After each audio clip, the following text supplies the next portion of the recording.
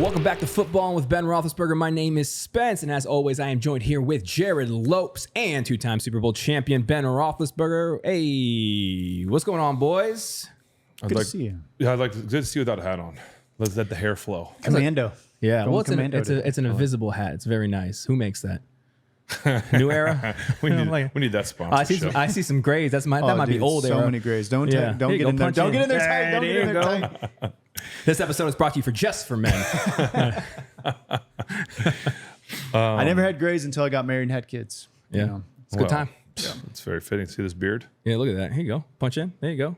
Let it ride. I'm okay with it. I got grays coming on the top here, cuz. And you're young. Yeah, I know. I don't see a single gray. Yeah, well, you got distance on me. I'm like a cat though. I'm on my 8th life. Oh, good for Yeah. you. Well, I only got one left. Left. now, I was say you good know? for you, but maybe not good Yeah, for I you. only got one left, bud. Yeah, but you guys doing well? Good to see you guys. Yeah, I'm excited on this show that I can sit here like this and I can talk to you with my hands like this because I'm wearing an Apple Watch. You know, in the NFL, you get fined for wearing those on the sideline. Well, so we might find you as well, but I didn't want to. Yeah, you do get fined. Hey, Roger, come get some. You know that Been for there. a fact. Been there. Yes, I got fined for wearing a watch. That wasn't playing. It was just on the sideline, just having a watch on.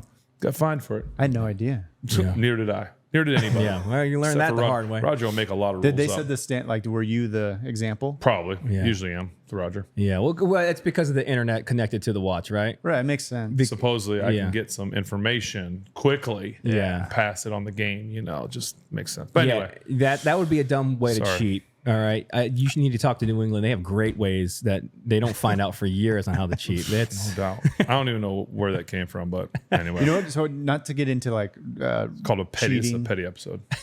the petty. Welcome to the petty episode. What and happened? another thing, I'll tell you, Jesse James caught the ball. Okay.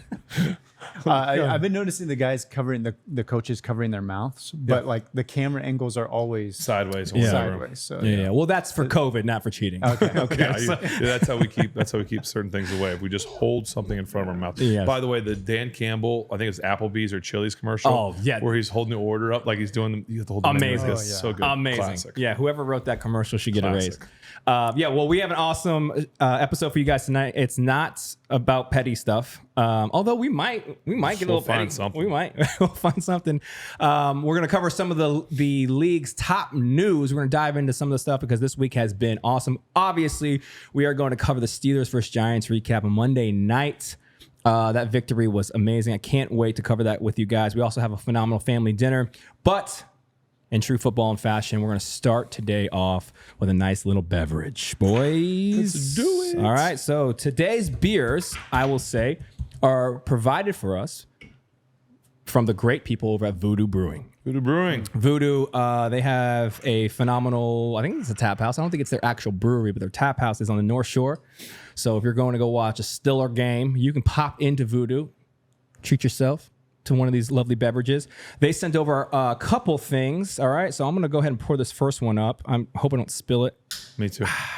I'll say this: they packaged it really well. So if I spill this one, it's on me. I have no one to blame.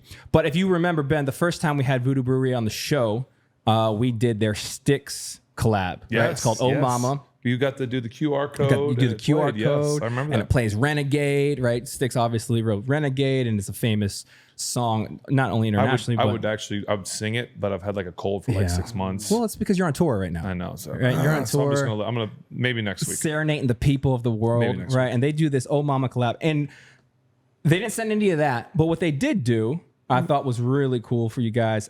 They had the boys in Sticks sign some of the old Mama labels. Tommy Shaw and the boys here, so that one's for you. here. Jared, go take one down, pass it around. That one's for you. Yes. So there you go. Look at that. Are you kidding? Yeah. So That's there it awesome. is. And that is sweet. That's going right up in the bar. Boys. Look at that. All right. is really so cool. let me That just. is awesome. This first one is going to get a little wily here. I forgot to You'll set see that by the version color shit. here. That's cool. But Okay. Voodoo, I would say, is probably known for their collabs. I don't know if that's true, but that's something that every time I see that they do a collab, it's a really I passed that down and it smelled delightful. yes. And I Yes. even have a little bit of a cold. Hey. And I can still smell it. That's Appreciate the heads up before we shook hands. We didn't shake hands. Don't lie. We hugged. We hugged. We hugged. By the way, I would just like to, as the wide, no, keep it on the wide. Yeah, okay. I'd like it just to be known that if you look at this wide shot, everybody, Yeah. these guys look very smart because they have their computers out. Yeah. And I have nothing.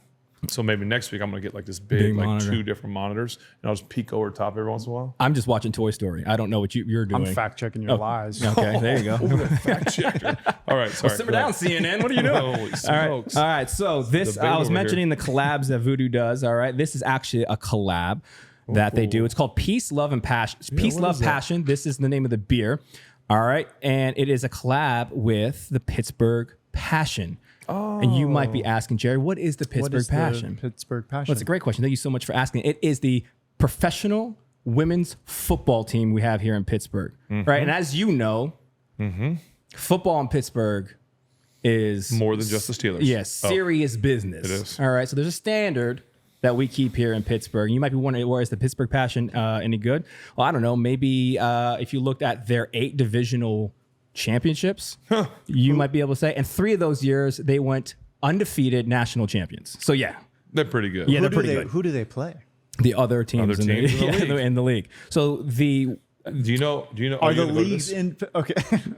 The league's around. No, Yeah, they're it's national everywhere. It's a champions. national It's- champions. come on, man. national. You know what national means? Well, That means fact they're check. world champions. Look- That's the thing. look up How world did we champions. become the world champions when you've heard that joke? You know, What's that? The world, like the World Series, but it's all in. but Yeah. We're playing ourselves and then call ourselves the Nope, because No. there's no other people World in the world that can compete. Yeah, That's so- why we win the Olympics too.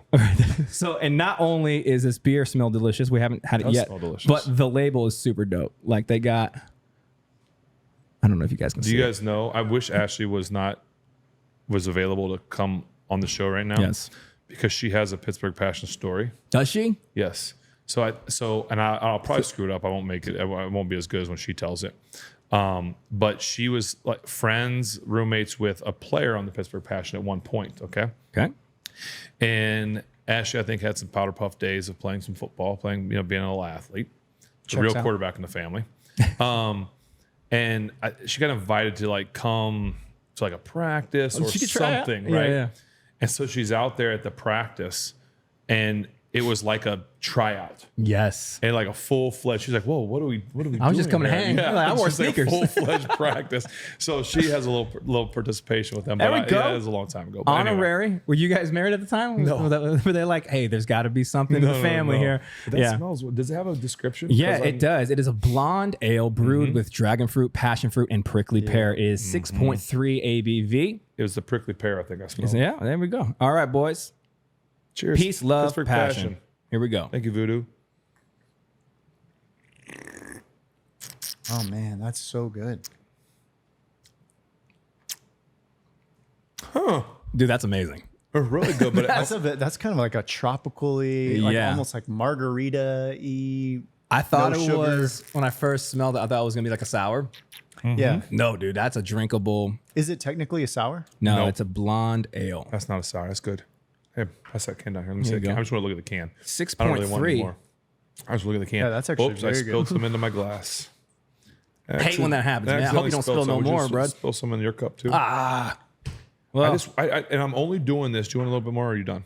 No, I'll take a little more. Okay. that's delicious. I only am doing very this honestly because I want to keep. There's something in there that I taste. I'm going to be honest. I don't know what a dragon fruit tastes like apart from it being in a beer. Yeah, maybe it's the dragon fruit. It tastes. Maybe there's just there's a really unique, but I don't. And sometimes when people say unique, they think negative, and I don't think it's not a negative taste. It's not negative. Very contagious. That's really good. That's a real Voodoo. good. Great job. I wonder if the anybody on the team had were their hands involved in this? I Oh, wonder, like, and- making yeah, it like- a collab. Like, I don't know. hey, what do you guys want in this? If they do, they might be in the Great wrong job. profession. They might switch from football to brewery because that's They could be national champ brewers. Feels very summery. it does. Like you could sit on the beach. I just keep going back to like a That's good. tropical. Well It's- done. Well, hence the fruited blondes. Yeah, I think I should probably have done more research, but I don't know, Voodoo, if you're watching this, is this available year round? Because if so, This is good. This is one you could simmer on and have. This is yeah, good. this is I by like the that. pool. Like, you know what I mean? It's got a good summer vibe. You get on the boat. Don't drink like on a that. boat. We're definitely not. Well, you can drink on a boat if you're not driving. Yeah, you shouldn't. That's a great place to drink is on the boat when you're not driving. That's why I like on his boat. Yeah, he be driving. You know what I mean? And I'm Ben just goes fast on boat. Well, sometimes I let the kids drive too. yeah. You know, it is what it is. Is it illegal? Yes, it is. Supervision. Supervision. There you go. Yeah, that's amazing. Well done. Thank one you, for Voodoo. one, Voodoo today. All right, let's piggy off the Pittsburgh passion into the NFL. A lot happened this week. I think the first thing I want to talk about, Ben, we talked briefly about this. We haven't really had an in-depth discussion, but DeAndre Hopkins goes to Kansas City, and I feel like I love DeAndre Hopkins. I always receiver. have. I think I feel like he's one of those dudes you watch. You're like, this is how you play that position, right? 32 years old. He's 32 years old.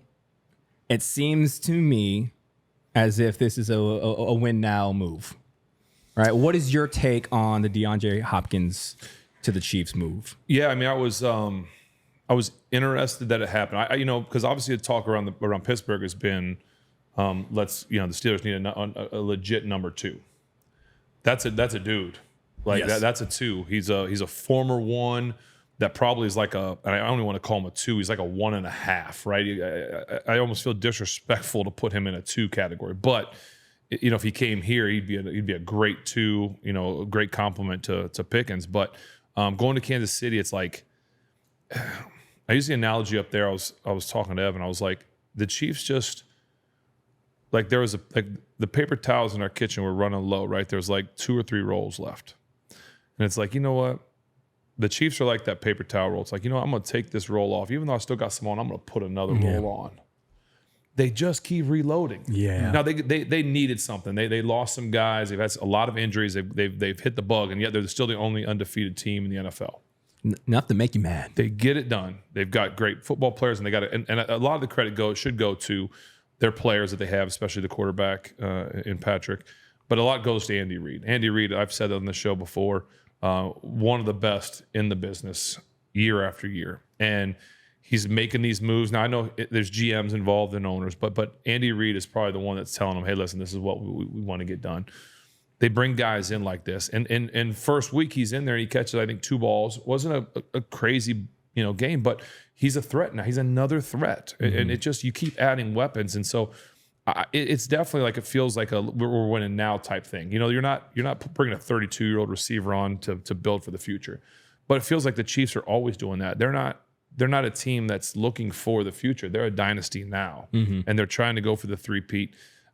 Which we can talk about that. I don't think they're going to go undefeated. And I heard someone say it today. I don't think they care about that. They don't seem like the type team that gets caught up in going undefeated. Would that be a cool thing to do? Sure. Yeah. At the end of the day, you want to win a championship. I do think they'll lose a game or 2, but I think that'll make them more dangerous. And so I just think it's the right move for them.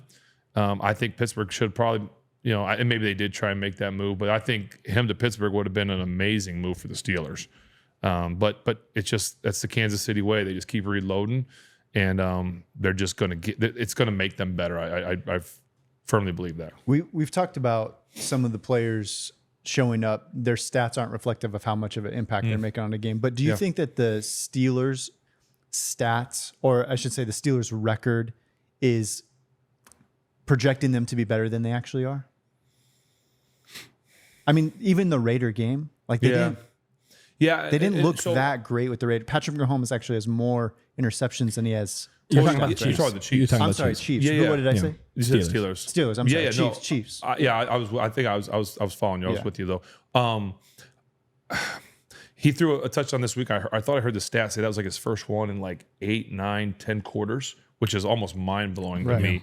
I think that's what makes this team scary. Is it's like Kelsey hadn't really done much. They made a lot of news early on that Kelsey's not really doing much. He's not getting all the yards, the touchdowns, but they're still winning. And it's a team that finds a way to win, and that does make them scary because,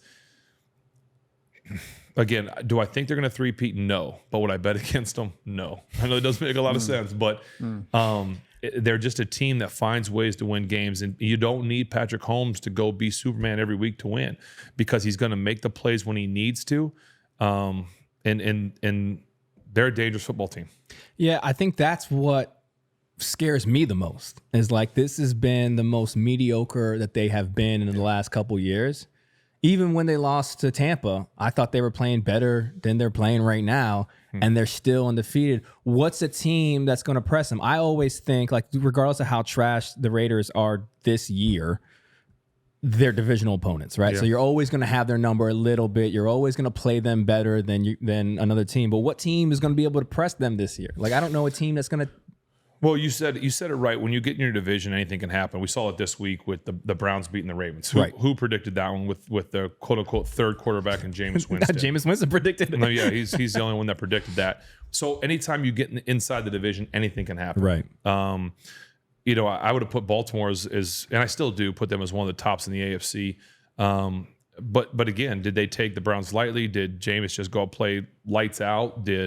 What happened? At the end of the day, I would say it comes down to playing in your division. So yes, anything can happen within that division. That being said, I don't think the Raiders are that good. Right. I don't think that Denver is that good. Yeah, they played great this week. Bo Nix looked good, but it was against the Carolina Panthers. Yeah. Let's not get our hopes up for the Denver right now. Yeah, Sean Payton said the same thing. Yeah.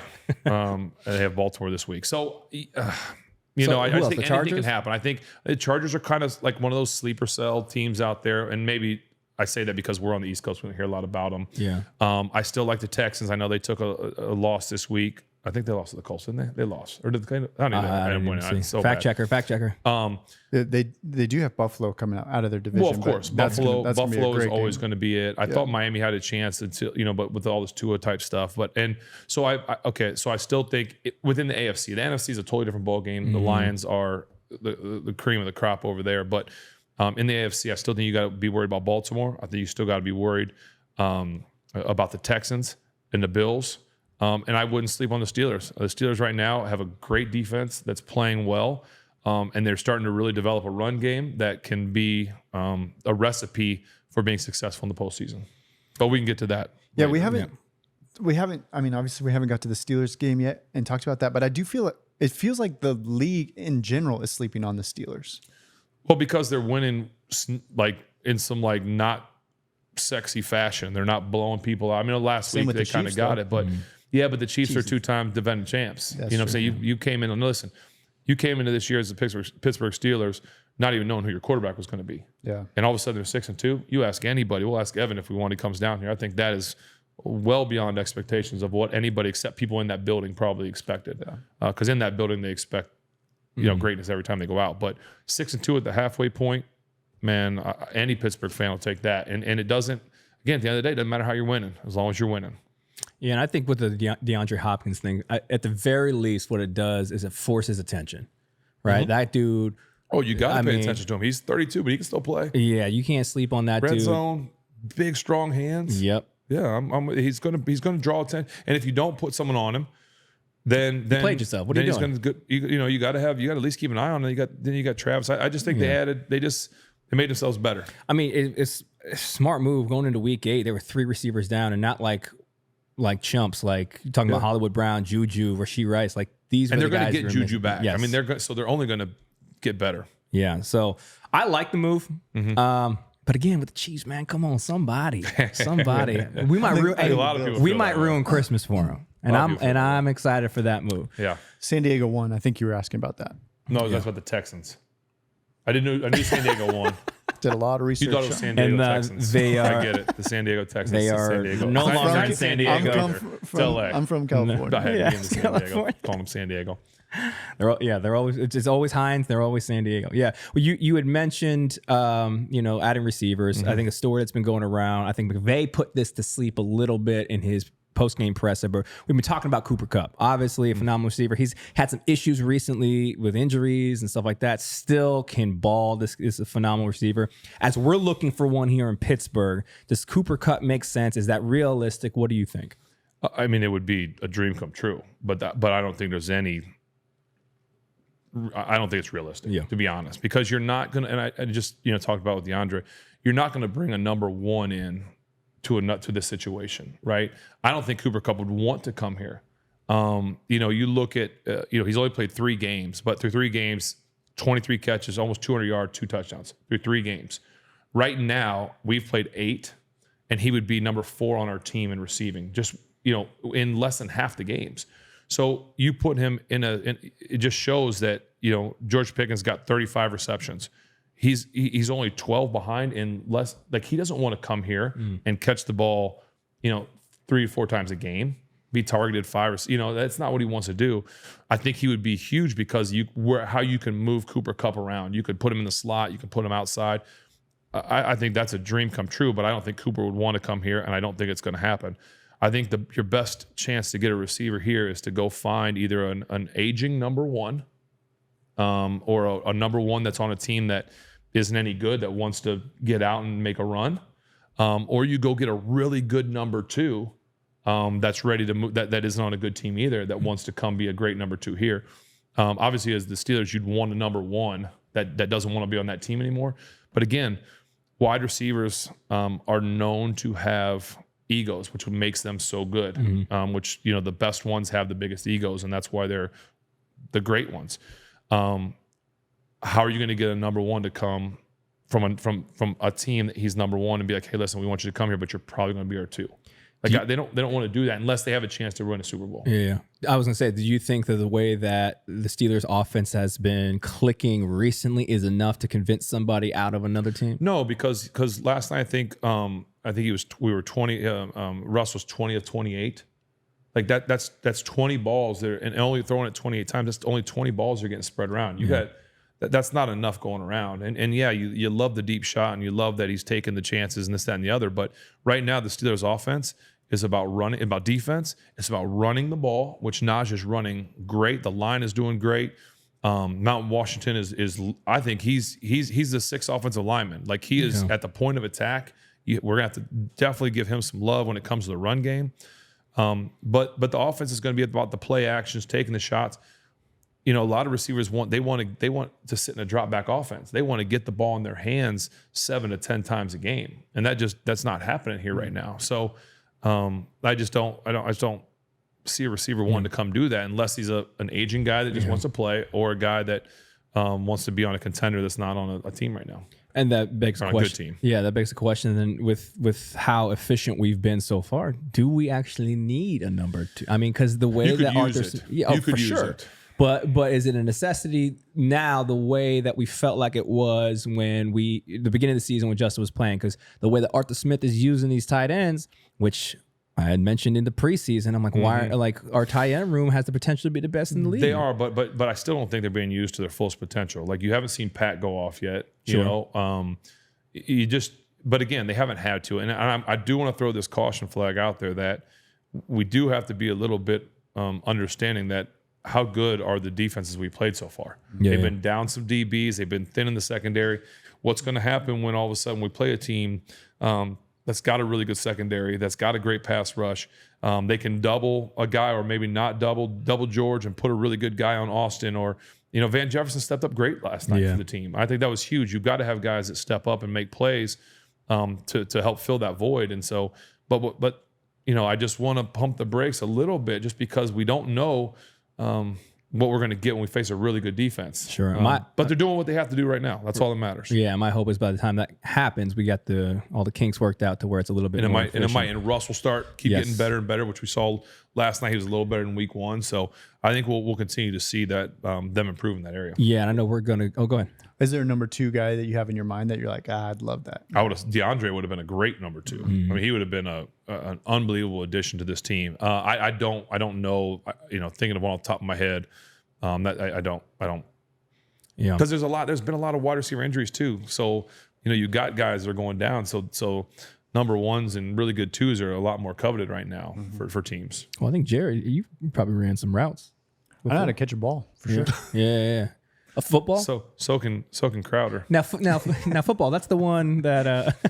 So I know we're gonna dive in deeper to the game, but we mentioned it a little bit here. One thing that stood out to me last night was the sheer amount of penalty flags. Now, part of that's Monday Night Football, right? You're gonna make an example on primetime. Part of that is like, New York, you got to tighten your ship up, bro. I don't know what that was, but one thing that I think you've been seeing around the league I think you get this every year, but predominantly this year I've noticed is the missed penalties in games when it feels like they're throwing that flag a lot. One that stood out this week has obviously been the face mask call on Sam Darnold at the end of the game.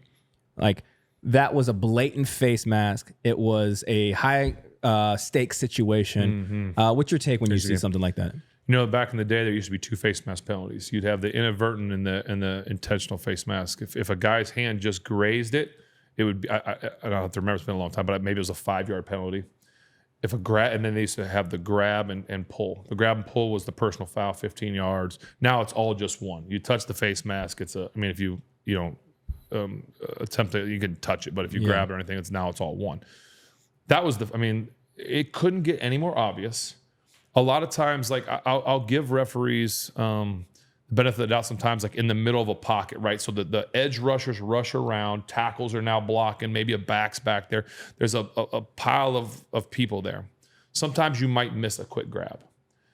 I don't understand how there's no one between the referee and the player, and a guy grabs the quarterback's face mask, who is you are watching. That's who you're watching.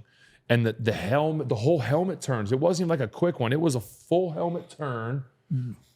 Almost to the point where, like, Sam looks like the play's still going on. He's like, did you get it? Dude, that buddy spun his head like Beetlejuice. He just kept going. And okay, you missed it. Like, what are we doing with replay? Last night in the Steeler game, towards the end on the Giants' last drive, they caught the ball on the sideline, tackled, and the referee called him out of bounds. They reviewed it, noticed that his knee was down before he went out of bounds, 10-second runoff, made the correct call.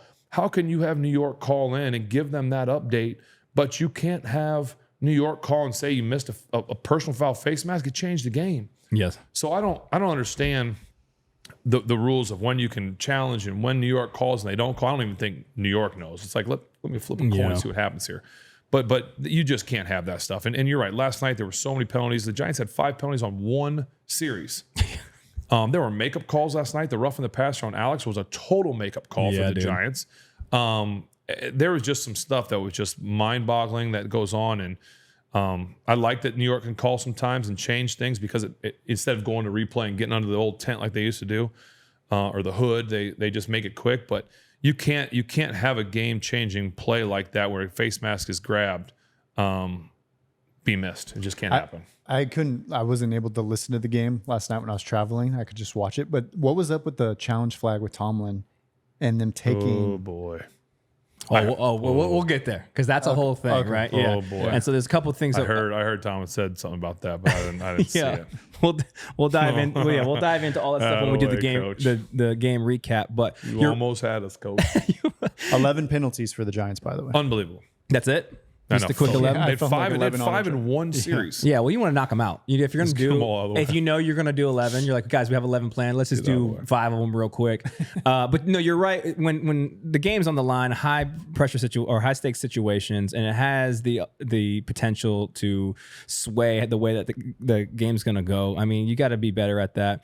But speaking about that and how games are ending, I want to move over to the Commanders and the Bears, because I don't know that we will see another Hail Mary. game-winning play that I think is more impressive than that right there. So as a quarterback, 18 years, you've had your fair share of just spray and pray, bud. Yeah. Throw it down there, and let's, hopefully somebody's down there to scoop it up. You had a couple great receivers throughout your career that you probably bank on.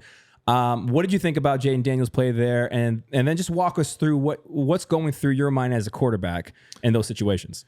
Yeah, I mean, that play is, everyone thinks you want your biggest receivers in to go jump and high point it, and there is definitely some truth to that. I think I'd love to know the number of Hail Marys that have been caught over the years that are caught on the actual pass as compared to, like, it tipped, right? Like last time, you see the ball tipped and there's a guy standing there waiting. I actually had one in college against Akron or Kent State, one of those two. At home, 70 yards, Eddie Tillett's, hence that it ain't over till it's over. Nice little pun. There you go. Which is actually where the Big Ben name came from, because our play call was called Big Ben. Really? And we threw a touchdown. It got tipped. He caught it, scored. So I've been on that end of a play like that.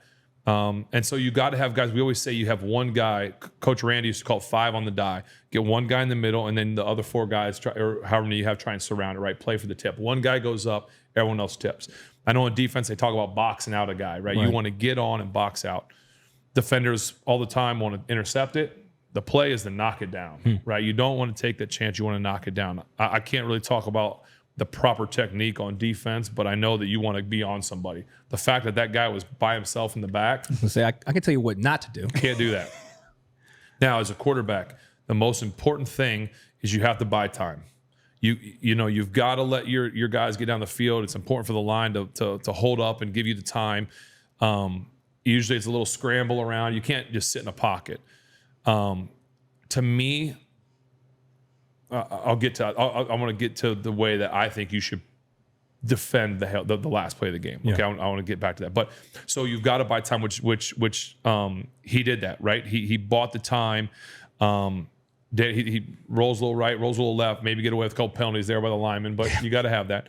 And then you got to have an arm to get it there. And he's got plenty of arm, got it down there. You got to throw it high enough, far enough. And it is just that. It's a prayer. You're throwing it up. And listen, the percentage is so low that it works, which probably why when it does work, it makes it that much more exciting and more fun. But I just think that it's one of those plays that I can't say it won't happen. It could happen again this year. It might happen next year, but typically it's not an every year thing. I know we've had some. I think Aaron's been good. I think Kyler Murray had one a couple years back to Deandre Hopkins. Yeah. I think it went to him, I'm pretty sure, or Larry. But, they happen every so often. It's always exciting every time it happens. But they're just the breakdown. And there was a DB for the Bears. I know they made a big deal about Tyreek that. Stevenson. Tyreek kind of like waving to the fans or doing his thing. And you feel bad for the kid. Younger dude, just got drafted, 23. Yeah. Love that he owned up to it. My bad. Apologized to the fans. And he got caught up. He got caught up in a big win, or what he thought was going to be a big win. And that's tough, but it's not over. You can't be doing that stuff. And I think he knows that. I don't think you'll see anything like that from him again. But here's what I'd say. On defense, I've always been a big proponent of a lot of people say on that play, let's put 8 guys deep, let's rush 3. The more defenders we have back there, the more chance we have to knock it down. There might be some truth to that. I also think there's a great chance for balls getting tipped around the more people back there. And I also think if you're only rushing 3 guys, that's more time for that quarterback to let those guys get down there. I'm a fan of rushing 4 or 5. Rush 5 and get one-on-ones with all the linemen. So if every down lineman, you all 5 guys, and maybe you leave it back and rush 1 guy for everybody. Because then if all it takes is 1 guy to win a one-on-one battle, which you count on that as a defensive lineman. Rush 5. And someone get home. Now you're leaving less guys there, but you're also giving a chance to get the ball out of your hand faster, making the quarterback throw it sooner before the guys are down there. And a lot of people too will take the Hail Mary, but they'll also do okay, let's try and hit a guy on a crossing route, do some laterals and that kind of stuff. You don't see that one work quite as often, but I think you rush the quarterback and you take down the chance of him holding it for as long. So kudos to Washington for getting it done. Shame on Chicago for letting it get done on him. Yeah. I mean, you mentioned Aaron, his ability to do that. It's in some weird way kind of known for the Hail Mary, the same way maybe Russ is known for the moon ball because he's had so many successful ones.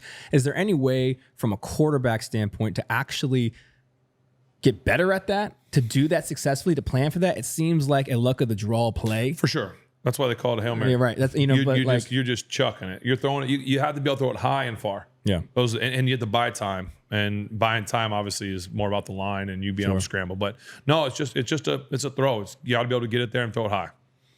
Yeah. So well, I want to travel over to Indianapolis. Yes, we got to go to Indy. All right, because we had a couple more things. Pat McAfee. Yeah, we got to go a couple more things. I don't know. We can't even go into that anymore. So Milking the cow. I had a question after the fact. I'll ask him next time I see him. Anthony Richardson is second week taking back over the helm of the ship over there in Indy. And this is the first time I've ever seen this. Now, been watching football for a while. I've never seen a quarterback take himself out of the game for being tired. Nope. Does that happen? Don't get it. Is that a normal thing y'all do? Don't get it. That's Never seen it. You don't get tired out there, do you? Yes. Okay, so what's the Yes. standard operating procedure in this situation? I get tired as a professional athlete. No. You can't ask that question Well, because I'm he's just- not just a professional athlete. He's the quarterback of the team. Yes. I get true. if a running back, a receiver, I've seen, listen, we've done big plays where like your linemen are like dead to the world. Like, okay, for instance, you throw an interception, but it's a pass interference. So Yes. you know the play's dead. But the guys are chasing down because they don't know the play's dead. So they're Right. running and they're going and they run 50 yards, they tackle a guy, pass interference, defense. And now the line has to like come back and play the next play. Yeah. And I've seen their faces. I'm like, oh, they're not going to block anybody. Like it's over for us. And they're dead to the world. But they don't. What? You play the play. What if No, I'm tired. You know what I say? Take a break. Take a break. Can we get, Coach, he's joking. no.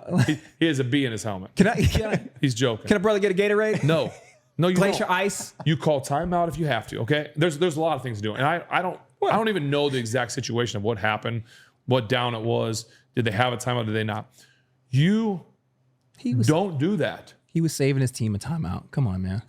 Again, I have never, when the ball's in your hands, I've never seen that before. And then he just after the game, I was just tired. I had to check out for a play. Flacco probably had to be like, wait, what's going on? Like, Yeah. At least lie to us. Just lie to us. Yeah, Make say something up. My mind is blown by that. I don't even know what to think. I mean, I'm not there. I'm not in his shoes, but I can't. For the life of me, I've never heard of a quarterback taking himself out because he's tired. Coach, can you put somebody in twice my age? I'm gassed. Hand the ball off. Listen, I've been tired. You know what you do? You hand the ball off the next play. Yeah. Now, maybe it's, like, again, I don't know the situation. Maybe it was a third and it's like the I end think it of was the a game. third and long. It was a third and long, and they had just come off of some. Well, you can't get tired running a third and short. Yeah. You know what? You find a way. Yeah. You find a way. And I just don't know what that says to your team. Like, I'm That's the big curious about the team. Like, what is the team thinking? Like, hold on. Like, we're tired too. We just blocked for you running around, or we just did this, or we did that. Like, you came out because you were tired. I'm not really sure. Again, I'm not there. I don't know all the situation. I just can't believe it happened, and that a guy did that. And I would love to have been a fly on the wall in that team meeting today. I wouldn't. Yeah. Just how do you recover it from a leadership perspective? I don't know. That's the big one. Yeah. I don't know. And I don't know. And I think as a prominent voice, not only in sports media, but in the city of Indy, I think Pat and the boys, I think they did justice in kind of cooking them Did they? on the show. I didn't get to watch the whole clip, but I mean, Pat's known for calling how it is, man. He just went like, what are you doing, bud? Yeah. You know what I mean? I think rightfully so, there has to be some level of accountability because of your point. You're the quarterback of the team, man. Nobody leaves the field not tired. Right. Right. You know what I mean? So I thought I you just didn't, love that he you just enjoyed that said, one. I'm tired. Like, Yeah. Yeah. Hey, I'd listen, have made could have said a bro, I million.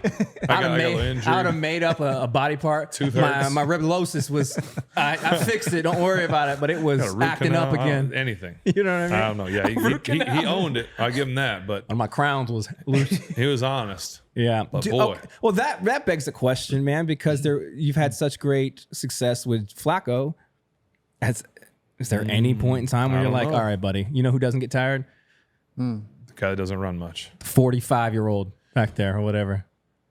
Yeah, I'm listening. I'm trying to be semi-political. I don't know. I think that's a pulse that the coach needs to take of that team.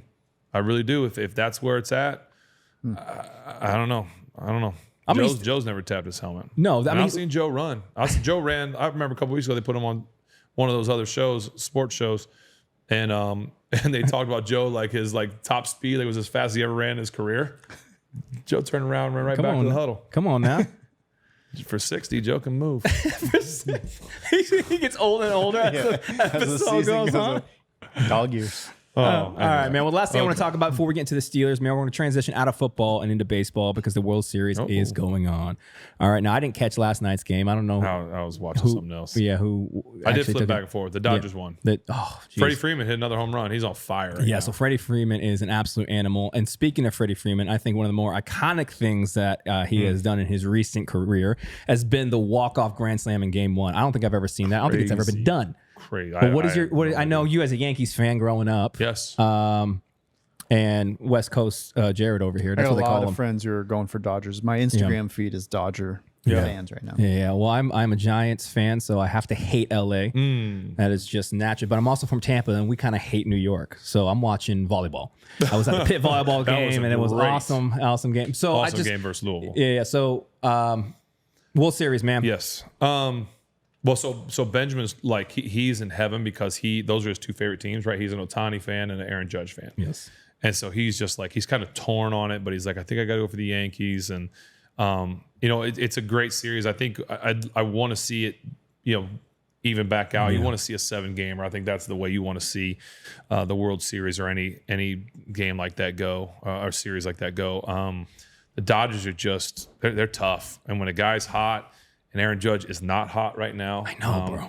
It's interesting because you keep seeing these stats about. I think he's got like 20-some strikeouts and 40 at bats. Like it's just crazy. And you're talking about a guy that is an MVP, a guy that hits more home runs than almost anybody else. And it's just you want him to do it in the postseason. So I'd love for him to like turn this next game around and maybe like flip the series a little bit.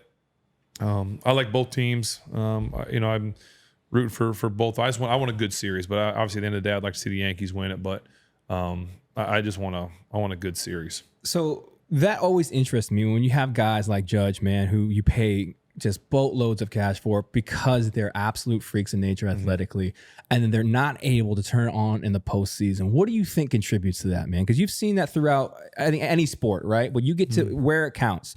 This dude might be able to hold it down to get you to the postseason, and you're expecting them to turn it on where it really, really matters, and they just don't show up. What is from the mind of an athlete? What's the contribution to that? Is it stakes? Is it pressure? I can't speak for him, but I wonder. I would ask the question: is he now like trying too hard? You know what I'm saying? I know it. I read it. I hear about it. People are telling me about it. I got to get out of this. So like, instead of just sitting into your natural, like, okay, this is what I do. I'm gonna press. And sometimes when you press, you can rise up and you can do great things. But sometimes when you press, it actually works the opposite. And so it makes it harder, and you're just constantly like questioning, okay, did I do this? Am I stepping this way? Am I swinging this way? Am I throwing it this way? Am my reads wrong? Like what's going on? And instead of just playing and having fun and remembering what made you great, you start questioning what you do. And that's just not a place you want to be as an athlete. So you really just need to play Freddie Freeman. Freeman. I like how you did that. Like that. Yeah. So I think that same as a fan of baseball, I would just love to see how that. I want to even it out and just really. I want to see a good series. Like I don't want to see a sweep. Yeah, Dodgers fans do, but I don't. Yeah, for real. All right, so let's do this, man. Let's jump into Steelers versus Giants Monday Night Football. Color Rush jerseys were back. You always play different in Color Rush. You feel like Batman when you wear the Color Rush. They're pretty cool. Yeah, everything but the Bumblebees. Yeah. Even though I had a good game in the Bumblebees. I don't know. Like that's a love-hate. We've talked about that briefly on this show before. The Bumblebees, they're cool because they're unique. Yes. They kind of look like trash, but you kind of balled out in them, man. I know. Until you mix emotions, right? Yeah. Oh, but no, they looked awesome last night. All right. So there's plenty to talk about in the Steelers, the win over the Giants. Let's just do a recap and we'll pull some of the highlights out to cover. What'd you see? What'd you like? Well, I thought going into the game, I didn't think it was going to be close. I mean, you have another New York team coming in that's struggling. They yanked out Daniel Jones' last game, put him back in. He's the second most sacked quarterback this year. I thought they said that he's the most sacked in the last 3 years at 200. Yeah, sounds 200 right. sacks in 3 years. Sounds right. That sounds like a feast day for Watt and Highsmith and the boys. And it was. They got after him. I thought the Giants, they came out the gate doing the right thing, right? You run the ball and you throw screens. You keep your quarterback out of trouble. And I thought they were very effective, which I was surprised at how well they ran the ball. I think that's something that the Steelers defense will probably look at today or whenever they're back in meetings. They gave up over 100-yard rusher. Daniel Jones at the end of the day ends up throwing for over 250, but the Steelers take pride in running the ball, in running and not being run on. Yeah. And so I think when you give up those big plays to a former wide receiver that's now playing running back, you're going to look at that. But I thought overall the defense did what it was supposed to do. I'd call it a slow start for the defense, and both teams, offensively and defensively, the Steelers, slow. But I think the thing about it is the cream's always going to rise to the top, right? And so I think if you're the Steelers and you're like, okay, we're struggling a little bit early in the game, just stay with it because you're going to end up seeing the stars shine. And they did that. They stepped up when they had to. They made plays. You've got guys like T.J. Watt doing his thing, Alex Highsmith doing his thing. They're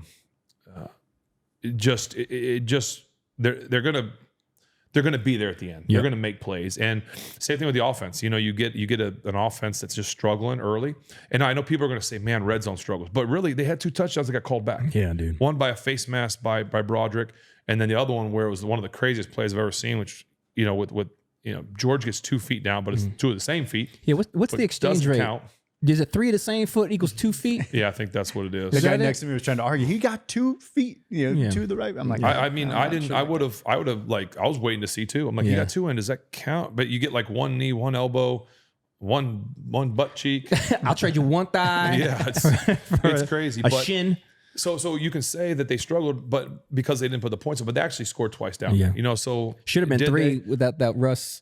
Russ just made a bad throw on that one, I think, or maybe got tipped.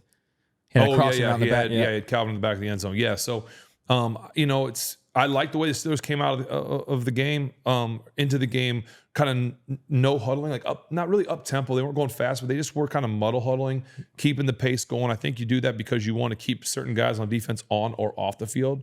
Big Lawrence 97 in the middle is a game wrecker for the Giants.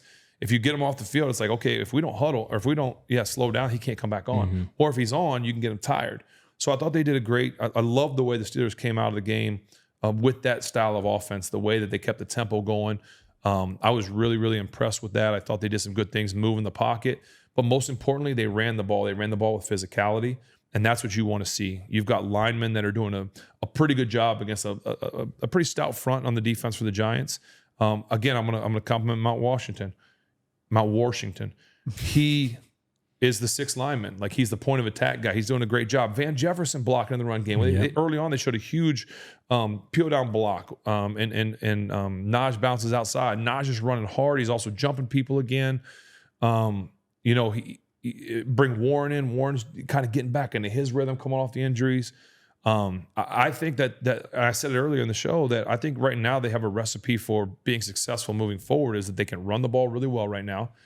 And they're running with kind of a makeshift line. Mm-hmm. I mean, they really are. They're throwing guys in and doing things. And I just think it's really impressive where they're going right now. And so I was impressed with the run game, impressed with the play action. Obviously, Russ taking his shots down the field. Guys are making plays. Van Jefferson, that catch on the sideline late in the game was a huge play on 3rd and long.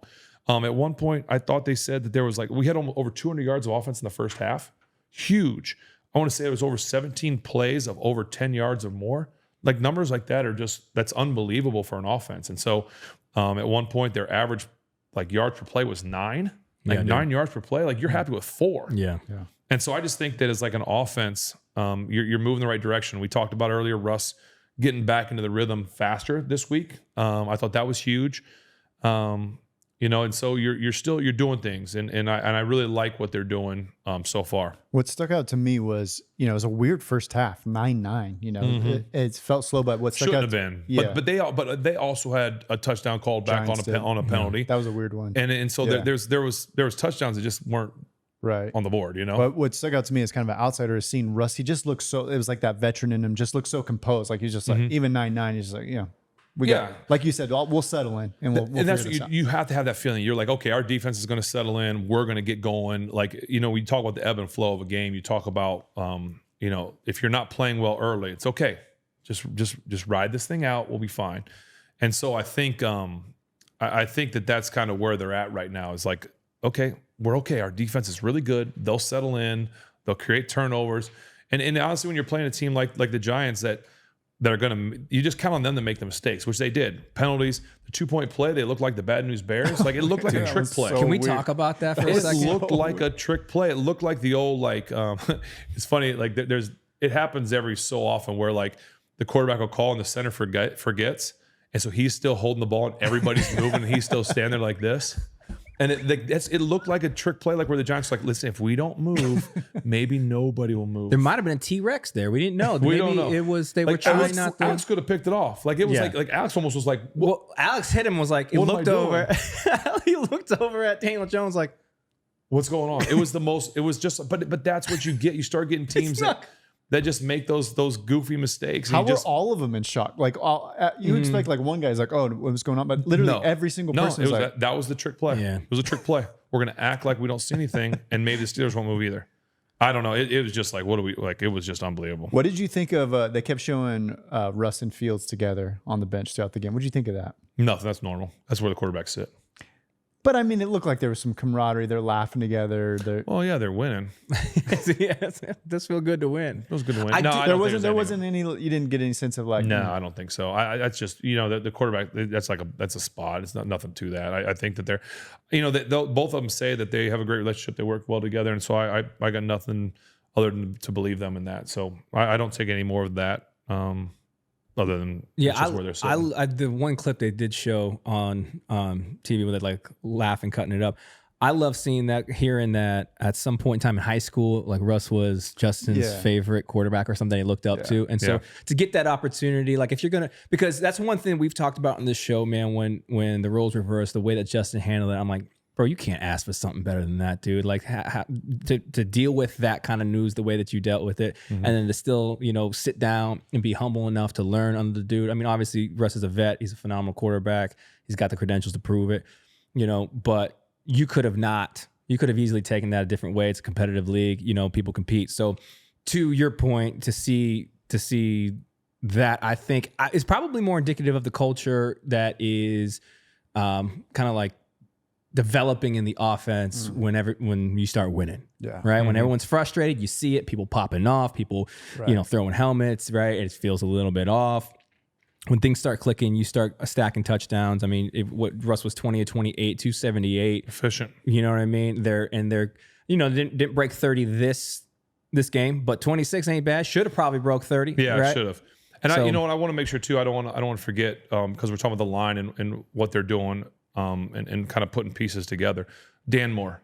Yeah. People have got, before the season, got on Dan Moore, talking about replacing him and this, that, and the other. Kudos to Dan Moore. Dan Moore's playing great football right now. And you saw when he got dinged up for one play, and he didn't tap himself out. He got dinged up for one play. There's a sack on that play. On that, the next play when he's out, a sack happens. Dan Moore's playing good football right now. And I just want to make sure, and is he playing great? Is he playing like Pro Bowl?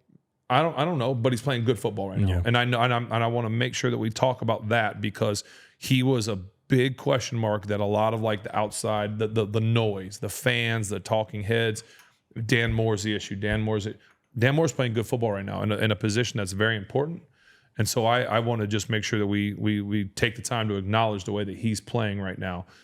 Because it's good football. Here we go, Dan. Mm-hmm. And so we had talked about, when we were facing some of the offensive struggles, we talked about the importance of taking shots down the field. That's something that I think Russ has infused into this offense, and they've done it successfully and unsuccessfully, but just trying, opens up the run game immediately. Do you think with that becoming a staple again of the offense, that coming out of this bye, we might see this, that might be enough time to make it more solidified rather than, something we're trying to introduce. And then the offense that we're going to see, I think we have the Commanders right out of the bye. Do you think that's going to be enough time to where we're going to see the Pittsburgh offense have a solidified identity? Well, I don't think they're going to turn into this like pass first offense, spread it around, throw it all over the field. I think what you're going to do is you're going to continue to see this team run the ball, be play action heavy, take those shots when you get it. And again, I think the run game is opening up because, one, the line is blocking well, not just running hard, but also because you're taking those shots every once in a while. You have to respect the deep ball. You have to leave safeties a little deeper. And so I think that you're just going to continue to see them evolve that part of their game. I don't think it's going to, like, you're not going to see this offense change. You're going to see them get better at the things they're trying to do. And I think as Russ gets more comfortable in there, you might see some more moving of the pocket, because I think that's one of his strong suits. Listen, going into these last two games, we said what you get one of the big difference between Russ and Justin is And it would have happened yesterday. Like there were some plays where Russ got out of the pocket that Justin might have scored. He would have ran for some yards. He would have created things with his legs. At the end of that game, Russ on third down kind of tried to scramble, went sideways, didn't get the first down. Justin's probably going to get that first down. And when he gets that first down, the game's over. But what Russ brings is that I kind of slide in the pocket. I scramble out, but I'm looking to throw as I scramble. The first touchdown to George Pickens that got called back. There was a couple other ones he rolled left and threw back across his body. Those are the things that you're going to get that you're going to get with Russ that you don't get with Justin, is the looking down the field as I'm scrambling, less likely to run, more likely to throw when I'm out of the pocket. So yeah, you might not get those big plays with your legs, but you're going to get those big plays with your arms. So it's like 6 and 1, half dozen another. Which one would you rather have? Right. There's going to be times you're like, man, I wish we'd had Justin running that one. Or you're going to be like, man, there's times I wish I had Russ throwing that one. You know, it kind of goes back and forth. So I think what we're seeing is we're just seeing a team that's starting to feel command of the offense. Russ is checking, doing things. You hear a lot of like hard counts, trying to let them declare what they're doing. And that's his veteran presence. That's what he knows what he's doing. And is the offense day and night better? I'm not sure yet. But again, you're winning football games and you're looking more like the offense I'm sure that they planned coming into the season. Yeah, that's something I think in Pittsburgh we've had a pretty intense like case study for young quarterbacks and veteran leadership, right? So we've had, because I think you're seeing that in this league a lot more often. You're getting cats come out of college and they're having to start immediately, getting thrown to the fire, and they might not have a full grasp of what the NFL or being a quarterback in NFL actually means, the reps, the understanding it takes to be successful in this league. And then you see cats that are maybe had a bad season or maybe a couple bad seasons, but they're like, to Russ's point, what is he, 13 in, right? They've been there for a little bit and they start to be back up. So they go to teams, they don't pan out. But then when they get into the right fit, you start seeing this veteran experience really pay off and how to lead a young team. Like, do you think that's something that's going to change the trajectory of how leagues hire for the quarterback position moving forward, to where they're going to get cats from college and sit them under veteran leadership moving forward? Listen, I've always thought it's important for a guy to sit for a couple of years in this league, to learn behind a guy that's a veteran. But teams sometimes don't have the ability to do that. They got to throw guys in right away because you got to win. You want to try and win right now.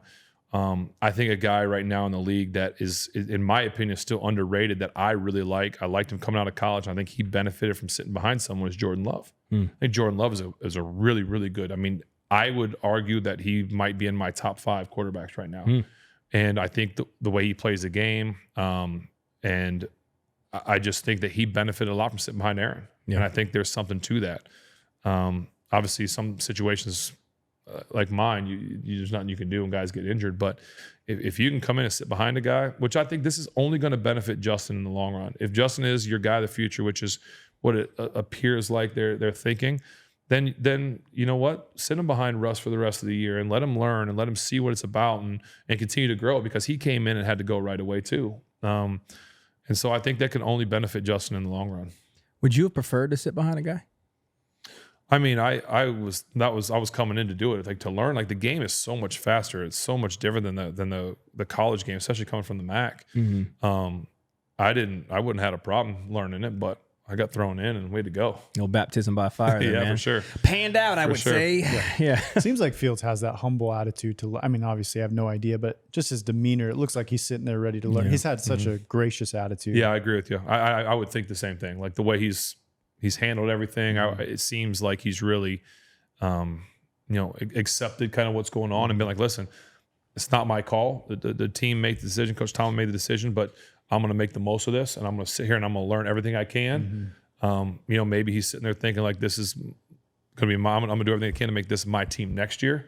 But I'm sure he wants to be in there. I'm not saying he's like given up and been, okay, listen, I'm just going to be the backup the rest. Like I think he definitely is feeling like I want to be in there, but I think he's, I think that he's probably like, I'm going to make the most of whatever opportunity I have. Yeah. So, listen, Russ has done a good job of taking care of the ball. Obviously last night there was a big fumble, which is not entirely his fault in the sense that I thought he did a good job of, he got in the pocket, knowing the situation. The biggest thing you can't do is turn the ball over by throwing an interception. Didn't like what he saw, so he took off running. That's actually a safe, smart move.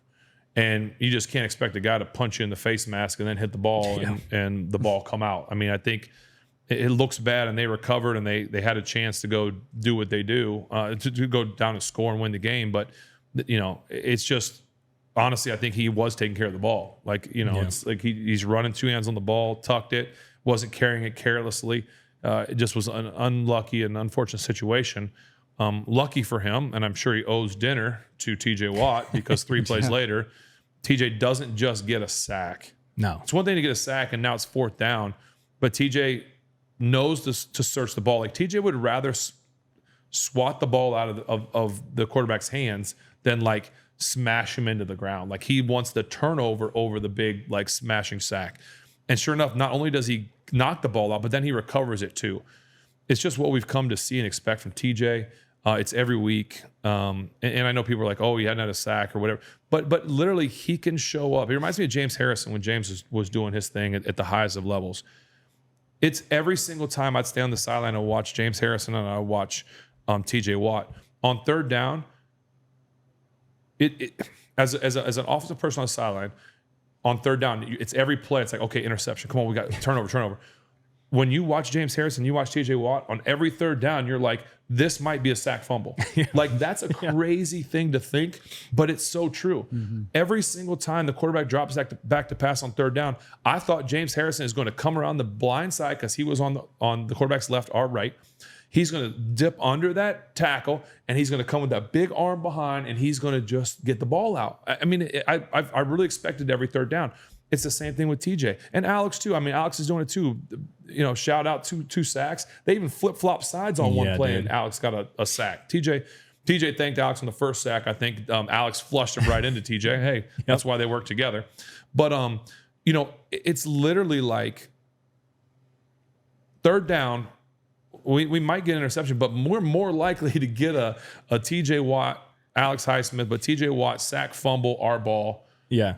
And it's an unbelievable feeling on the sideline to watch those guys play. It does almost feel like, when it doesn't happen, you're like, I thought, okay, well, they got it off. I guess other things can happen on 3rd down too. Yeah, TJ had to have gotten held. Yeah, and I just have to make a point, man. This is Smitty's 2nd game back. Alex Highsmith just completely, he was eating all night. I mean, he was, and they got that crazy call. Awful. That was a makeup roughing the passer. And I'm biased because he's a dear friend of mine, but Alex Highsmith doing what those two might be the most lethal combination of edge rushers in the entire league. I don't know. I couldn't think of a duo. Like, there's nowhere to run where you're not scared. Yeah. You know what I mean? Because then you go up the middle, you got Big Cam there waiting for you. Let me say this too, though. Let me say this. There are things you can do to try and combat it, which the Giants didn't do. How do you not have a back or a tight end chipping or having 2 guys there? You have to find a way to put 2 guys there. TJ. You have to do it. You can't. They're already game records when there's 2 guys. When there's 2 guys, they still can get there. Yeah. But you can't not put 2 guys there. Like, that's just ignorance. I'll say this. Thank you. If I'm the back, that's ignorance. If I'm the back, don't go anywhere. If I'm the back, I am not gonna chip TJ Watt. I'm like, hey, buddy, you free? You go ahead, man. Get in the way. Don't hit me. Hit them. Get in the way. Slow him down. Slow him down. Yes. I probably said enough. Evan. You've said enough. Trust me. Victory Tuesday. Victory Holy Tuesday. cow. We have Evan with a Victory Happy Tuesday. Victory Tuesday. Question. Yes. Before we get to this. Okay. Did you watch the game last night? I did. All of it? Yes. To the bitter end? Right to the end. I even watched the interviews afterwards. Yeah, you did. I did. Why do teams not put 2 guys on TJ Watt? I don't know. Maybe they don't have enough. Maybe they don't have the guys that can do it. How many guys you got to put on him? Probably like 4. I agree.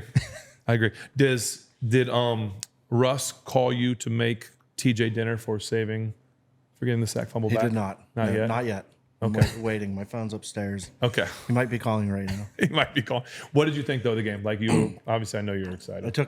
I wrote some notes. Yes. Come on, man. Wait, are those for the food notes? No, this is No. for the game. He This doesn't is care about the Victory Tuesday food. notes? These are Victory Tuesday. Oh, my notes. goodness. How did you even know that I would ask you? Well, This I is didn't amazing. want to Just in case? I didn't want to look. I just did it when No, upstairs. I didn't No, wanna, hey, this isn't for the show. He just documents victories. this was I took these during the game. In case? Yeah, I have a little notebook. and I Okay. sat there. I'm so Just my excited. This dream is Don't like, bother me. I'm watching the game. this is I'm so excited for this. Like, it's nothing crazy. Okay. I thought it was a good game. And it was You wrote nice, that down? It was a nice win. You wrote that one down? Nice win before the bye. You did. Yeah, before the bye. I agree. I just thought. I love he comes out the gate with it was a nice win. The special teams was very clutch. Yes, we Danny didn't Smith. talk about Yeah, that. we're gonna talk about Danny We Smith. got to talk about that. They're- I think the MVP of the team right now, Danny Smith. I agree. Danny Smith. Hey, no TJ shoulders, no problem, baby. Let's go. By the way, did you see the clip where they showed him in the weight room with no shirt on? Oh, yeah. Lifting weights. That's Doing so flies, Danny. yeah. So Danny. But okay, special teams are huge. I thought the offense started slow, but then in the second half, again, they hit their groove and started, doing what they needed to do to get points on the board. That's right. So some of them weren't. Points got taken off the board early though. Too. Correct. So that Yeah. has to make you feel good as a Steelers fan though, because it's like you always say like, okay, there's no red zone, but they actually did score twice. Yeah, but they got taken away. I know, but do you think that 2 feet of the same feet should count as Oh yeah, this is. I've been What do you thinking think? about that, and one butt cheek counts? that's what I true. mean. So why can't a double tap of 1 foot? I would argue that a double tap with 1 foot is harder. yeah. Oh yeah. You should get 2 more I mean, points. it's way more difficult to not get your right foot down than it is to tap your left foot twice. Agreed. You Well know, said. it was amazing that he wasn't able to get that foot down, I know. but he was able to tap that other one twice. If he don't get a Foot Locker endorsement after this or something, brother, you know what I mean? Like, The good feet store. yeah, the good one. Yeah, exactly. I don't know if I can say that or not. You said every one of them. Okay. So the defense was steady, and there's a whole bunch of game records on that defense. Yes. So I mean that should make everyone feel good there. And then I think overall 6-2 is better than expected before the bye week. So I would agree. Yeah. What was your prediction? I mean, you probably thought 8-0 because you're a Steeler fan. No. I was like, I don't know, 4-2. I was thinking, we're good, and then to get these last 2, I knew they were going to be easy, but everyone, I knew they were going to. Yeah, I was gonna say. you know what I New mean? York. Like on paper, it looks very easy, but at the same time, these are humans playing a game, so it's anything could happen. TJ might not be human. Well, mostly humans playing the game. Okay. Hey, 10 out of 11 ain't bad. And I think they just need to put together more complete games on offense and defense. Special teams, they're okay. But offense and defense, they need to, Work together. string together more great plays and filter out the not so great plays. Easier said than done. I mean, it's only his second game. Correct. So Yeah. you imagine Stay the with fight- Russ or go to Fields. Go back and forth every 3 game. No. Stay with Russ Okay. right now. Yeah. All right. So coming out of the bye, we got 8 games left. Yeah. 9 games left. What are we? 6-2, 8, 9 games left. 9. What's our second half prediction? 9 games. What's our record? Don't mess this up, Ev. I know, right? This is like, Too much pressure. it is. I'm sweating. Let's say that. What teams do you think we have a hard time with? At least Baltimore 1 game. I think everybody in the division, we have 1 tough game. Yeah. Okay. So, Cincy, the Browns, and what's that purple team? Baltimore. Yeah. So I think we have 1 tough game, but then I think at home, we handle business. Yeah. But, So Christmas Day, we're handling business against the Chiefs. oh man, wouldn't that be a Christmas miracle? Merry Christmas, Take my everyone. presents back for a Steelers My win. presents back for a win. I'll trade them. Evan, you're too much. What do we have here? All right. So I got some stuffed jalapenos with bacon, pineapple, a little bit of cream cheese in there. Oh. And then I got some short rib tacos. Yes, you do. The flour tortillas and pickled onions, peppers, a little bit of lettuce on there. I made a horseradish cream sauce on top there.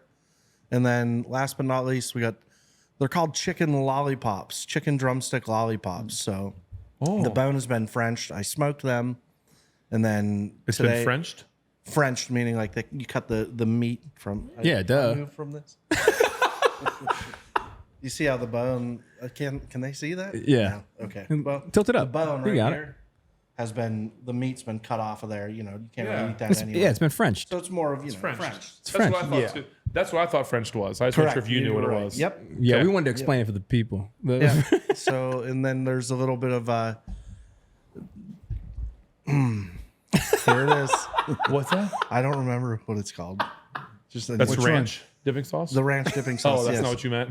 No. But, What's the other one? it's like a chili garlic sauce. Oh, chili. Okay. On the chicken. on the chicken. Gotcha. Smoked wings, not wings. We've called it. It's called Evan It's sauce. getting derailed. It's quickly. called Evan. You've seen this show, right, Evan? It's never on. It doesn't. We've There are never no actually made yeah. the rails. Yeah. We never made it onto the rails. Yeah. Okay. All All right. right. Well, enjoy. Yes, Thank you. thank you, Well Evan. done. Appreciate you, my Evan's brother. segment. Yeah. Thank you, Evan. Evan's corner. Oh, Evan, do you mind grabbing those plates right there before you go? Because I can't get up. My chair's heavy. I can take one down past some rap. Spence, I know you're a big chicken lollipop guy. Yeah. That have been Frenched. Yeah. French- the French French ones. The French chicken one. lollipop. Yeah. Fork, sir? Because really, why have any other lollipop? Yeah. Right. Yeah, good, sir. So, Spence, Evan, I thought fairness. had a robust breakdown that was well done. of the fan experience. Sorry. There's a lot going on over there. Evan's slow. I wouldn't even say slowly. He is easily became my favorite podcaster. I got it here. Can I get you food? Oh yeah. Yeah, Evan was all. I mean, how about he pulls notes out of his pocket? How great is that? I expect nothing less, man. Evan's know. about that life. But he did. You know, I do want to hit the special teams real quick. Yes, go ahead. Danny Smith, MVP right now of the team, because what they're doing every week, something is happening, and I know players play and this, that, and the other, but what they're doing is awesome right now. So kudos to Danny, the rest of the special teams, because you have the best special teams coach and unit right now in the league, and so. I mean, We don't give him enough talk and enough credit. I know Boz is Boz, but 3 field goals and a touchdown, bud. yeah. Yes, I know. It's awesome. That's half our points, cuz. Beanie Baby. Oh yeah, I mean, That's 2 games in a row, right? oh, he don't play. Three picks in 2 games. He don't play. But anyway, yeah, so we talked about Yes. Evan. Great. Thank you, Evan, for getting Yeah. put on the spot. Yes, Evan's awesome. So we're gonna jump into family dinner here. Dinner. I'm gonna do a beer to start us off, and I'll throw it your way, Jared, to give us the breakdown of what you got for us today. But before we do that, just final call on the Steelers, Giants. Anything that we missed, anything that we want to highlight, talk about. I mean, my general overview is I love what I'm seeing. I want to see more of it. I would say this. I'd say that we're in a great spot going to the bye. Come out of the bye, 6-2, getting healthier. Got a tough stretch. Our stretch is coming. So I think overall, I like where we're at. I like the way we're playing. I like that we're going to get healthy.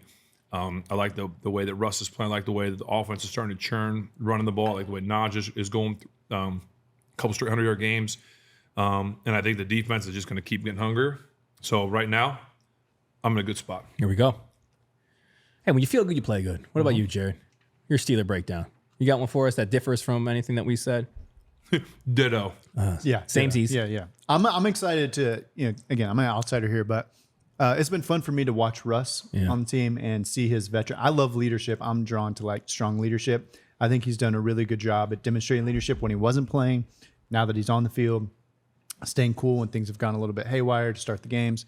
So I'm excited to see him kind of settle in. It'd be an interesting conversation to have with the team or maybe different people on the team to see how much of that stuff he did on the sidelines impacted, the camaraderie and the culture by the time he got back in. Even the handshakes after the touchdowns and stuff, that little stuff, it just seems like he really built kind of, even in the time when he wasn't playing, that he was building that camaraderie. Great leadership always costs the same, right? Time, energy, and it never goes on sale.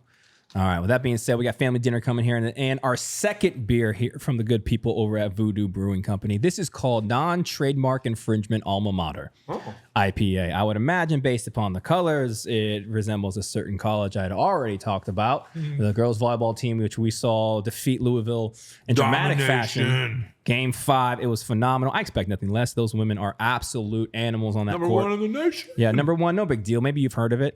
It's phenomenal. So this is the Non-Trademark Infringement Alma Mater IPA. That is the real name. I'm not just saying a bunch of words. It is an Imperial West Coast style IPA. It's brewed with 100% U.S. hand-selected Simcoe hops. It is 8.6 alcohol by content, I think. That's right? 8.6.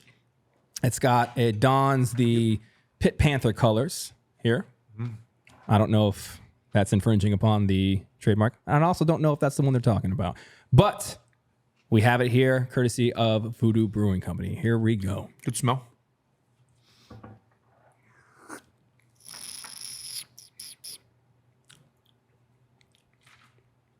Yeah, I can get down with that. That's a good IPA. You can tell it's 8.6. The old Heinz Water 86. Yeah, the old Heinz Ward. Yeah. You like a good Heinz Ward IPA. You know what I mean? I liked his word as a quarterback. Great football player. Tough. Yeah. Should be in the Hall of Fame. Yes. That's good. That's Steeler through. Yeah, he's Steeler through and through. That's delicious. That's an IPA. It's a strong IPA, but it's good. Yeah, if you guys Yeah, I mean, want a little more skis, there you go. with my jalapeno pop. Voodoo, I expected nothing less. 2 for 2. Yep. Not only were those beers phenomenal, but you do have a third one that they sent over. It's in that box over there. We didn't have time for today. It's called Everybody Wants This Ladder. It's another West Coast IPA, and it is chilled to perfection right over there for your future enjoyment. That being said, welcome to the Footballin Family Dinner. Jared, what'd you find for us this week? Yeah, man. So I was scrolling social media. I found this post by tight end for the Saints, Juwan Johnson. Looks like he just had a baby. And his Congratulations. Yeah. His wife posted this video of him.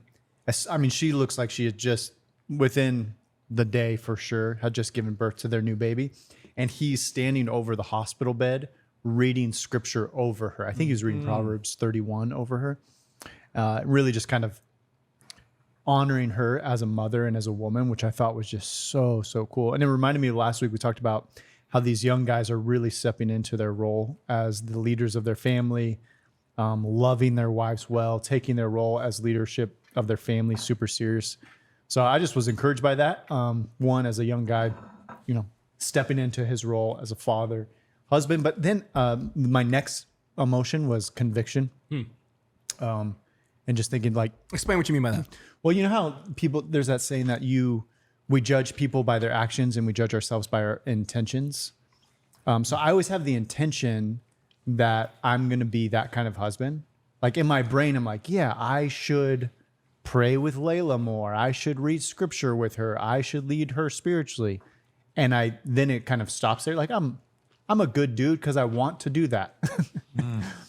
But I don't actually do that often. I told you guys last week, our house got flooded recently, and Layla was I could tell she was feeling like 10 out of 10 stress of homeschooling now with our house getting ripped apart and all this stuff. And I didn't have all the answers, as I often don't, but I just, at our kitchen counter, just like held her hand, I'm like, let's just pray about it. So we prayed. And she told me later, like how much that meant to her. It felt so simple, but for her, that felt like the most loving thing I could have done. And I think for me, especially, I always go into like problem solving. How can we fix this? What do I need to do as a man? Which I think we should do. God's wired us to do. But also, I think one of the greatest ways I can love my wife is literally just like pray with her, read scripture with her, encourage her remind her who the real provider and protector of our family is. And remind me of seeing that guy's post. Reminded me of Ephesians 5, which says, husbands, love your wives as Christ has loved the church. And it talks about washing her with the word of God, meaning like keep presenting the things of God, the word of God to your wife. And so anyway, I'm feeling encouraged by that. Juwan Johnson for doing that. I thought that was super cool. And then just challenged and convicted as a dude to keep doing that for my wife. Also, congratulations, bud. Yeah. That's like super exciting. I don't know if it's your first child or not. Yeah, but I congratulations. wasn't, Yeah, I'm not that's totally sure awesome. either, but welcome back to the Dad Tired Club. Yeah, man. for sure. Man, yeah, that's good because I think I'm the same way where with Ashley, I am the most attractive to her when I'm praying with her, when I'm in the Word, when we're doing stuff together. And she has said to me so many times how much it means to both her, and she sees it in the kids with just maybe like the way that Benjamin like carries himself when I'm praying for the family intentionally, like intentional prayer, like over them or whatever. We had a situation, many years ago when we were, going through some tough stuff in our marriage, and the same thing happened where I was like, and I had never done it before because I was not a big prayer with people or out loud or anything like that. And I just said to her, hey, like, can I pray for us? And she was kind of like, she had every right to say no. Probably wanted to say no, but was like, how do you say no to that, So we did it, and that was like the first time I ever prayed out loud in front of my wife, I think. And it was just super powerful, and it's gotten easier. I think the more you do things, the easier things get, whether that's praying out loud, whether that's talking about things, whatever it is. And so I just think there's definitely something there, and I'm proud of that guy for leading by example and doing that and showing his wife how much he loves her. And the little one obviously doesn't remember that, but I'm sure it's not the last time he's going to pray over his family. But you're right. There's just something to that, like that leading in that in that way. I think it's so easy. We talked about a few weeks ago about how women are the leaders of like going to church and this, that, and the other. And as men, it's not always the easiest thing to do, but we got to do it. We have to lead in that way. And that's just such it's like such a hard thing to do, but yeah, such an easy thing to do. Yeah. You know, like to just be like, hey, let me pray for you. Let me pray for us. Yeah. And not just at night, like for your kids, like, oh, let's pray before bedtime, like intentional prayer, like catching them before, like, no, we're not going to do it just at bedtime. Let me say a prayer for y'all. And I'm going to be intentional just for you, son, or just for you, daughter, whatever it is. And so it's not an easy thing to do, but it should be easy for us to do. I think the spontaneous prayers are the most powerful ones, you know, where it's like, let's pray real quick. You know, when something comes up, even to something for little kids, when they just get hurt, like an owie or whatever, you know, it's just put something. The spontaneous ones I've always found have been the most impactful, but it is, I think you're right. Most dudes feel uncomfortable praying out loud. Mm-hmm. Yeah, that's an interesting thing that we've done with our oldest daughter. She'll be 3 next month. And it's really cool. She's super emotionally intelligent, and we're seeing the fruit of it now. I think a lot of times dudes get hung up on not knowing what to pray or how to pray in those moments, especially when it's out loud. You're thinking about what you're saying. You're thinking about how you're saying it, thinking about how it's perceived. And I think the strongest influence I've noticed is when me as a man, the man of my house, prays for my wife or my daughters, is the example I'm setting rather than the prayer that I'm praying. For sure. Example. It's gotten to the point where like my oldest, if she can't figure something out, if she gets hurt, if she doesn't feel good, or if she's been doing this for our youngest, when Ollie cries, she'll be like, oh, well, let's just pray. Wow. Let's just pray. Her instinct is prayer, which is what we're hoping to cultivate. It's like, hey, you need to figure something out. You need help. Run to Jesus. Yep. You can run to daddy, but if daddy can't figure it out, daddy's running to Jesus. Like, you know, so if you can create your own path, you know, and usurp, is that the word? I'm trying to impress you, bud. Is that the word? Did I get that? Usurp. Nailed it.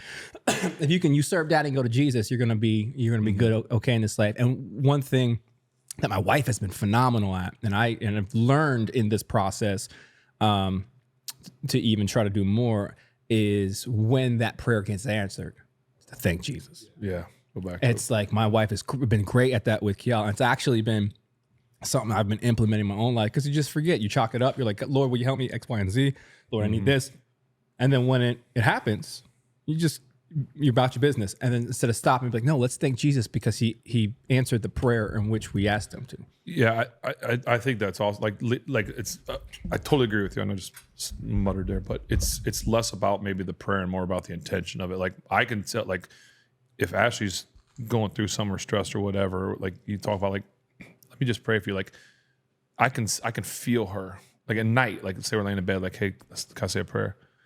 And she just like yes. And I can just feel like just like a thank you. Like it feels so uplifting and like to her. And it's like, and shame on me for not doing it more then. It's like, wait, if she feels so great, why am I not doing it even more? Yeah. Like if it means so much to her and I need to do it more. And I try to do better with it. I try to think about it like at night, like let's pray together, whatever. I think something I read somewhere and I've tried to do it. It's really hard to do, but like kind of what you said about Key is like, being more like with your prayers, like there's no reason that you shouldn't, I shouldn't get in a car to go down the street to go to the gas station. I'm gonna go to the gas station. I'm gonna get in that car. There's no reason that I shouldn't get in the car with my kids and be like, Jesus, help us get to this gas station and get back safe. Mm-hmm. Just right. Make it a habit of every time you get in the car to say a prayer about where you're going or something. And then when you get back, hey, thanks for getting us back safe. Yeah, we're going to anything you do. Like if you get in the habit of literally of just having that quick little, then it's going to get down to the kids. Your kids are going to naturally do it too. Like, oh, Dad, we didn't say a quick prayer before this road trip, or we didn't say this before dinner, or before we get on a flight, or before whatever it is. Just get to it, but not only doing it, but then also saying thank you in the back end when you've made it, because you don't just pray for the things, you have to say thank you for the things too. Yeah. And so I just think I've tried to do that where we'll get in the car to go to school. Well, Heavenly Father, get us to school, help us have a great day today, and then help bring us back home together after school. Yeah. I feel like stuff like that can be really, really important, because it's the stuff you take for granted and you anticipate like, I don't need prayer. It can seem, I think if you're listening to this, something like that can seem like overkill. Like I'm just going down the street. And I'm like, yeah, I mean, you know how many people didn't make it down the street though? So but what it does is it cultivates a dependency of every aspect of life. Because I do know I've flown with you a handful of times. Every time before we take off, there's a prayer. And it's a prayer of like, hey, this is we're about to be in some weird aluminum science machine 40,000 feet up off this earth. I don't know. Which quick prayer. Yeah, real quick. But it's a dependence on God. Like, hey, this is, and like you're saying on the back end of it, the thankfulness. I think I'm going to botch this, so some internet theologian can correct me in the comment section. Colossians being watchful and thankful. You should pray, I think Colossians 3, maybe, Pastor Jared. We're talking about being watchful and thankful. Pray continually, being watchful and thankful. Again, I apologize if I got that wrong. Just going off the top here. But I think we missed the thankful. Yeah. I think, like we're asked, and then it's like, yo, thank you, man. Thank you for that. I am curious, though, if I can ask a question on this subject. Why do you think, for you guys individually, who believe this to be beneficial, have seen its fruit, why don't you do it more often? So I wrote a whole chapter, not to like plug a book, but I wrote a whole chapter on prayer because I was stuck on it in my own life. And one of the things I said in there that was just, I felt like God convicting me was, I said to not pray is to silently declare that you have more power over your situation than Jesus does. And so thanks a lot for making me feel terrible, Jared. No, I'm kidding. No, that's but good, that's dude. for me because No, I don't pray, to answer your question. I don't pray because I think, actually, I got this. Yeah. We pray most when we're most desperate. For sure. When my kids are Valleys, right? sick, when my marriage is falling apart, when things are out of my control, then it's like, oh, I need help. God, come help me in this. And when I'm not praying, it's like, oh, I think I got this. I think I can make it down. We make God a genie. Yeah. We need something. Yeah.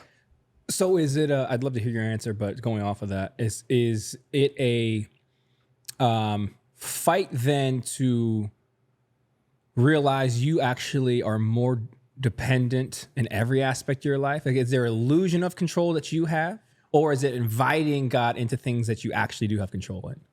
Probably both, but I'll kind of tie back to your trip last week. When Jesus in Matthew 5 says, "Blessed are those who mourn." Why would it be a blessing if you're mourning? That doesn't make sense. Like in the world, why would I be blessed if I'm mourning? Well, I think there's a desperation there. I'm completely out of control here, and I need God to show up. And Jesus would say, "Okay, now you're getting closer to the blessing. Now you know you're not in control, and I am." But I think that's what you saw last week when you were on that trip. Is like those people know Jesus in ways that I don't. They're praying differently than you're praying, and they recognize, dude, I need God to show up. Yeah. There's probably if I wake up in like in the morning or whatever, and I think, I look back at my day, I'm like, man, did I have a intentional conversation? And that's all prayer can be. Prayer can be a conversation. I think some people get caught up with the prayer has to be like folding your hands, bowing your head. Like it doesn't have to be like you could just have a conversation. That's just fine to be a prayer. Talking to Jesus. I think sometimes if I look back, like, did I have an intentional conversation, an intentional prayer yesterday? And if I have to think that, I'm like, dang, shame on me that I didn't intentionally do that. And I'll be the first to admit that there have been days where I didn't do that. And it's like, dang. And I think about those people that were in Guatemala that we went and saw. I bet you they don't. I bet you there's not a day that doesn't go by or the day goes by that they don't have prayer, and it is a genuine talk to Jesus time. Blessed are the poor in spirit. And then Jesus also said, close to that, how hard it is for the rich to enter the kingdom. I think those two things, like, because we have resources and I can get through my day. My house flooded. All right, what things do I need to do? Their house floods. It's like, Jesus, show up. I need you to show up. My kid gets sick. Okay, what hospitals do we need to go to? What doctors notified? Their kids get sick. It's like, I pray. God, we need you to come. Yeah, it is an interesting illusion of safety that we had where we have in America, just because of the beautiful freedoms and privileges that so many men and women have fought for. But it does kind of pad the reality of humanity. There's a pastor I love. His name's Matt Chandler. Oh, you met Matt. I use his first name like we're boys. We're not. You guys are more boys than we are. But he's contributed significantly to my spiritual growth over the years. And he says this quite frequently. It's like there isn't a person on the planet that entire life can't be ruined by a phone call. You just get that one call. Right. And what it does is it shifts you into perspective of like how little we are in control of the things that we believe we are in control of.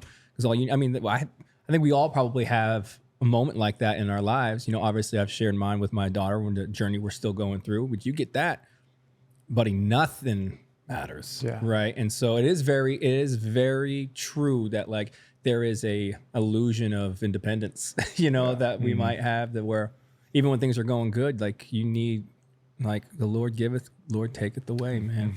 I'll just say 3 quick things that have helped me, going back to what you said, like pray throughout the day.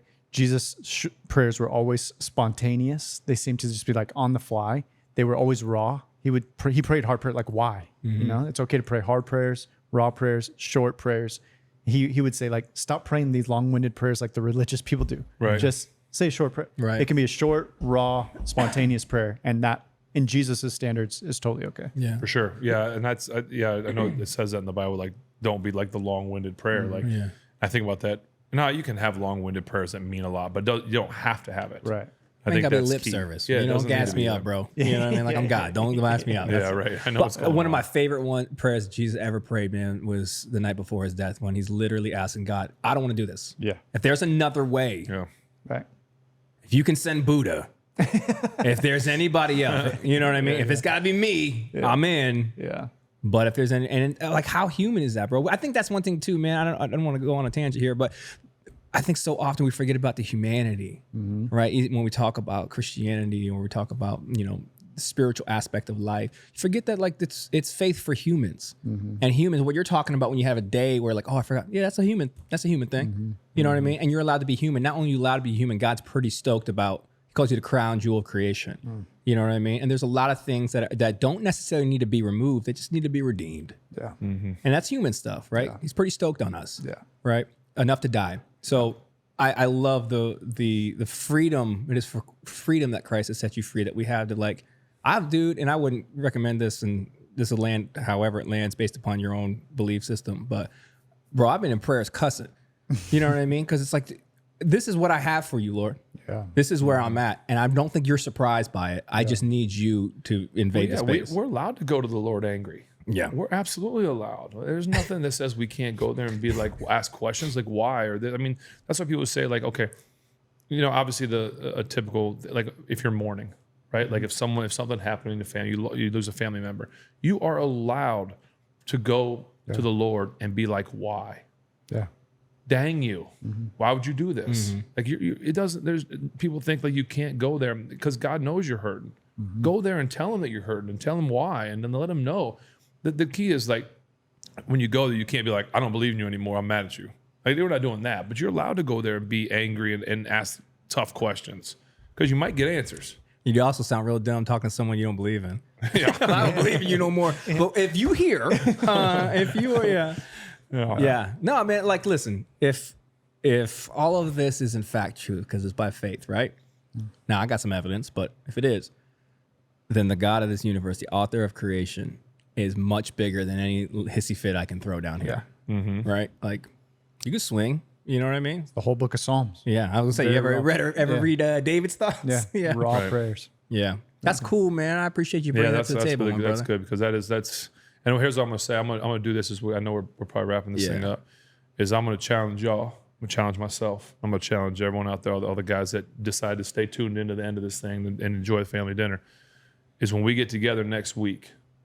Is my challenge is that we each have prayed with our wives every day. Okay, so that's 7 prayers that we got to have at minimum, right? We got to have at least one a day that we have to pray with our wives. So I challenge y'all out there the same thing, and I'm gonna do it. I'm gonna do it to myself every day. Let's see if we come back here next week. Did you do it? Did you do it? Did you do it? And if we didn't, hey, I didn't. I missed it. I'm gonna be held accountable. Yeah. All right. So Love it. guys out there, let's do it. Let's see what we can do. And doesn't have like you said, doesn't have to be a pastoral prayer. Doesn't have to be anything special. It can be just something from the heart, short and sweet, whatever it is. And if you have kids, that means a lot too, as you said. And I promise you, fellas, your wife will find you more attractive when you're praying over your kids. I always tell dudes, careful, you might have another baby. Right. That's just design at that point, right? Yeah, That's, right. that is But anyway, that's my challenge as I end this. I accept. It's going to be challenging. It will be. But I accept. Yeah, I thought you were going to say once. Yeah. No, 7. let's go. Big Ben. Has to be 7. Super Make it Bowl winning 7. team. Yeah. 7's a good number. Yeah. Let's do it.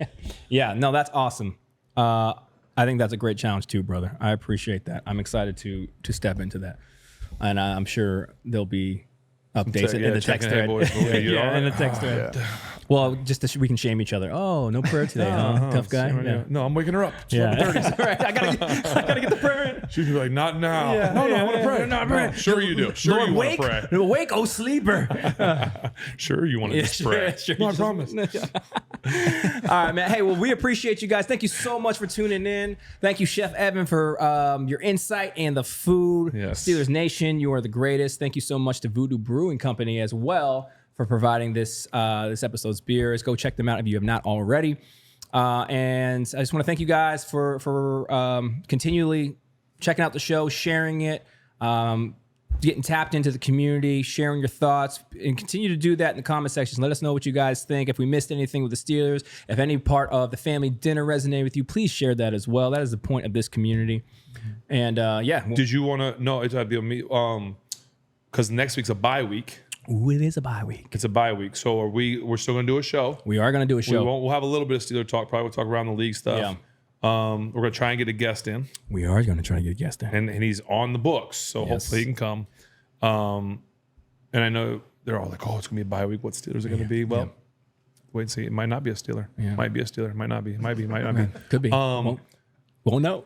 Maybe do some fan questions. You think? We are going to do some fan questions. Awesome. Yes. Awesome. Great So time for it. next episode is going to be the bye week. We are going to cover what's going on so far. We'll look at some around the NFL stuff, but we are also going to do a fan-fueled episode. Now, I said something out a couple weeks ago. We're going to grab some of those questions. I'll also let you guys know probably in the next couple days where you can submit some more questions. Feel free to throw some into this comment section as well of this episode, and we'll compile that for Ben and our Pittsburgh-centric guest, in which we would be announcing.